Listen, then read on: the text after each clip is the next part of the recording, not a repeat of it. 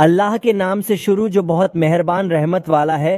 میرے پیارے اسلامی بھائیوں، آج میں قربانی کی اہمیت حدیث کی روشنی میں آپ کو بتاؤں گا۔ قربانی کے بے شمار فضائل ہیں۔ نبی کریم صلی اللہ تعالی علیہ وسلم نے اس کی بہت زیادہ فضیلت بیان کی ہے۔ آپ سے گزارش ہے کہ آپ پورا ویڈیو آخر تک دیکھیں اور اپنے دوستوں کو بھی شیئر کر دیں۔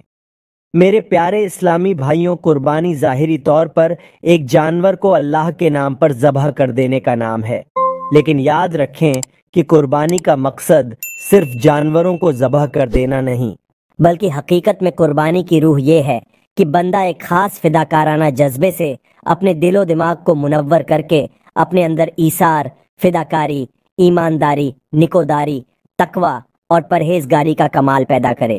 جیسا کہ قرآن پاک میں بالکل واضح لفظوں میں قربانی کا مقصد بیان ہوا۔ اللہ تعالیٰ نے ارشاد فرمایا، ہرگز ہرگز خدا کی بارگاہ میں نہ قربانیوں کا گوشت پہنچتا ہے نہ ان کا خون، البتہ تمہاری پرہیزگاری اور نیکوکاری جو دربار خدا میں پہنچتی ہے وہی تمہارے لیے نجات کا ذریعہ ہے۔ یہی وجہ ہے کہ اس حدیث پاک میں فرمایا گیا کہ خوش دلی کے ساتھ ثواب کے طالب ہو کر قربانی کرو۔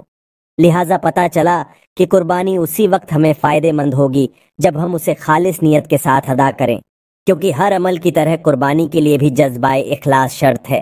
حضرت ابن عباس رضی اللہ تعالی عنہ سے روایت ہے کہ حضور صلی اللہ تعالی علیہ وسلم نے فرمایا، جو مال عید کے دن قربانی میں خرچ کیا گیا اس سے زیادہ کوئی مال محبوب اور پسندیدہ نہیں۔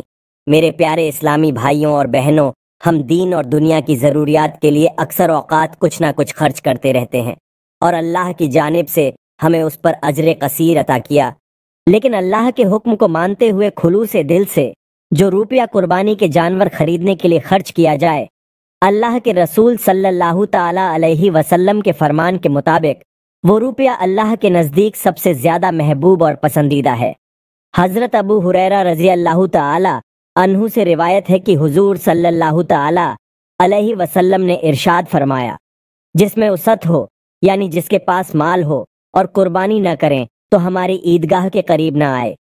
پیارے اسلامی بھائیوں اور بہنوں، ہمارے نبی صلی اللہ تعالی علیہ وسلم ساری کائنات کے لیے رحمت بن کر تشریف لائے، اس کے باوجود حضور صلی اللہ تعالی علیہ وسلم کا غضب تو دیکھو۔ ارشاد فرماتے ہیں، استطاعت کے باوجود قربانی نہ کرنے والا ہماری عیدگاہ کے قریب نہ آئے۔ اللہ اکبر، کتنی بڑی بات ہے۔ اب جو لوگ صاحب نصاب ہونے کے باوجود قربانی نہیں کرتے، انہیں اس حدیث سے درس عبرت حاصل کرتے ہوئے اللہ کی بارگاہ میں توبہ کرنا چاہیے اور خلوص دل کے ساتھ اللہ کے لیے قربانی کرنی چاہیے۔ ایک صاحب کی عادت تھی کہ قربانی کے دنوں میں بکرے کی قیمت خیرات کر دیتے تھے اور یہ کہتے کہ قربانی مجھ پر واجب ہے، مگر ایک جاندار کو بے جان کرنا کیا ضروری ہے۔ ایک رات انہوں نے خواب میں دیکھا کہ قیامت قائم ہے اور لوگ اپنی اپنی سواریوں پر سوار ہو کر جنت کی جانب جا رہے ہیں، وہ صاحب پیدل کھڑے ہیں۔ آخر انہوں نے ایک شخص سے پوچھا کہ ان لوگوں نے دنیا میں کون سا ایسا عمل اور بہتر کام کیا ہے جس کے بدلے میں آج یہ نعمت انہیں حاصل ہوئی ہے۔ جواب ملا کہ ان لوگوں نے راہ خدا میں جو قربانیاں کی ہیں وہ قربانیاں آج ان کی سواریاں بنی ہوئی ہے۔ جب اٹھ کر خواب سے بیدار ہوئے تو توبہ اور استغفار کیا اور پھر زندگی بھر قربانی کرتے رہے۔